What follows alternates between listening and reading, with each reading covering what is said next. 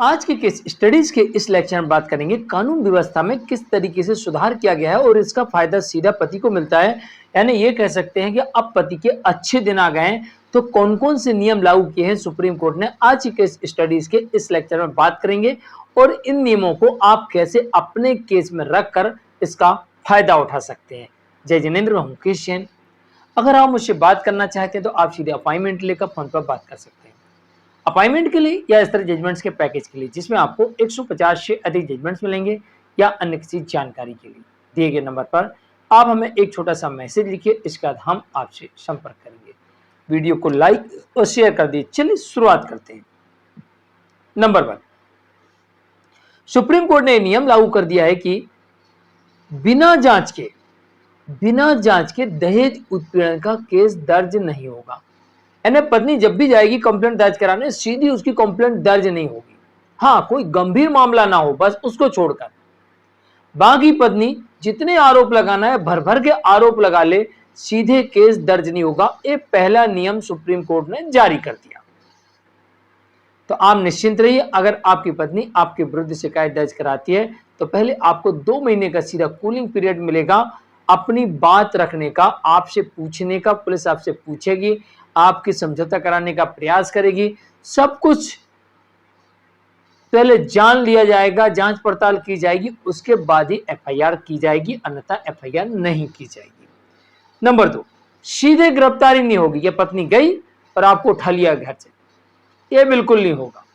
आपको पुलिस ने थाने बुलाया और मेडिसिन सेंटर में बैठ के बात करते हैं, आपकी पत्नी ने कंप्लेंट दी है, आपसे बात करना है और आप सीधे वहां गए और वहां पुलिस गिरफ्तार कर ले, नहीं करेगी।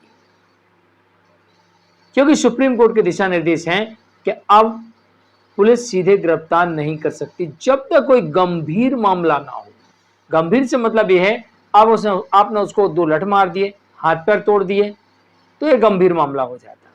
बाकी कोई ऐसा सबूत लेके नहीं गई तो आपका पहले मेडिएशन होगा, आपकी कोई गिरफ्तारी नहीं होगी, आपकी पूरी बात सुनी जाएगी, इस पर जांच पड़ताल होगी, उसके बाद पुलिस को लगेगा तो केस दर्ज होगा, फिर गिरफ्तारी का होगा तो गिरफ्तारी होगी, नहीं होगा तो नहीं होगी।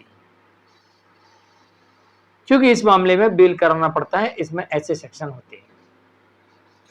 तीसरा नियम जारी यह भी कर दिया सुप्रीम कोर्ट ने कि पत्नी को अपनी संपत्ति और इनकम की जानकारी भी देना होगी। अब इसे छुपा नहीं सकती, तो पत्नी को अपनी इनकम, एजुकेशन और संपत्ति, इनकी जानकारी भी कोर्ट को देना होगी। ऐसे नहीं कि कुछ नहीं। अब इससे बात नहीं बनेगी, आपको ये सारी जानकारी देना होगा। अगर आप जानकारी छुपाओगे तो आपको हवालात भी जाना पड़ेगा, ये भी ध्यान रखिएगा। इसलिए आजकल कोर्ट सीधे शपथ पत्र लेती है, आप जो कह रहे हैं वो चुपचाप दिखा दो। अगर झूठा पाया गया आपका शपथ पत्र तो फिर आपको जेल भी भेजा जाएगा, ये भी ध्यान रखिएगा। इसलिए पत्नी को अपनी इनकम के साथ साथ संपत्ति की जानकारी भी कोर्ट को देना होती है। अगर छुपाया और पति ने साबित किया तो फिर ऐसी पत्नी को हवालात भी जाना पड़ सकता है।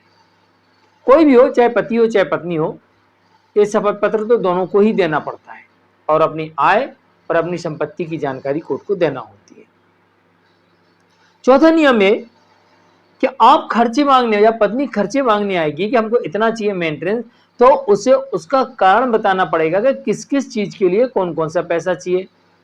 जैसे अब ये केस में कहा गया कि मुझे जूतों के लिए, चप्पल के लिए, सैंडल के लिए इतना 1000 रुपए लगता है, तो मेरे 5 लाख रुपए महीने का खर्चा है, तो मुझे 6 लाख रुपए महीने का भरण पोषण दिया जाए। तो कोर्ट कह रही है आपको इतना खर्चा करना है तो आप खुद कमा लो। अगर आपको इतना खर्चा करना है तो आप खुद कमा लो, इतना नहीं मिलेगा आपको। अगर आपको चाहिए है भरण पोषण तो जो सही है आप वो मांगिए। आपका इतना खर्चा उतना खर्चा, पिक्चर देखने के लिए जाना, घूमने के लिए जाना, गाड़ी के लिए, पेट्रोल के लिए, इसके ये सब नहीं मिलेगा।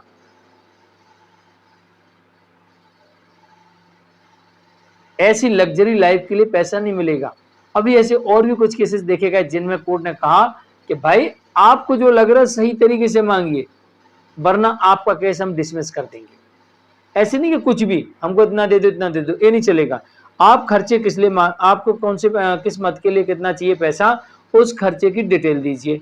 और वो खर्चा वाकई सही है या आपने मनगढ़ंती लिख दिया, या फिर आप ऐसी हम तो अरे राजाओं की जिंदगी जिएंगे, 5-5 BMW ऑडी जगुआर कार हमारे दरवाजे खड़ी रहेगी, उसका खर्चा रहेगा महीने का 10 लाख रुपए पति देगा ना, ऐसा कुछ नहीं मिलने वाला। कोर्ट इसके लिए पैसा नहीं देगी। नंबर 5, शपथ पत्र देना होगा। मैंने जैसे पहले बताया कि आपको अपनी इनकम के साथ साथ एजुकेशन, संपत्तियों का और खर्चों का शपथ पत्र देना होगा। अगर आप ये झूठा देते हैं तो फिर आपको हवालात भी जाना पड़ेगा, ये भी ध्यान रखिएगा, आपके ऊपर आपराधिक मामला दर्ज हो जाएगा। ये नियम भी लागू है इसमें।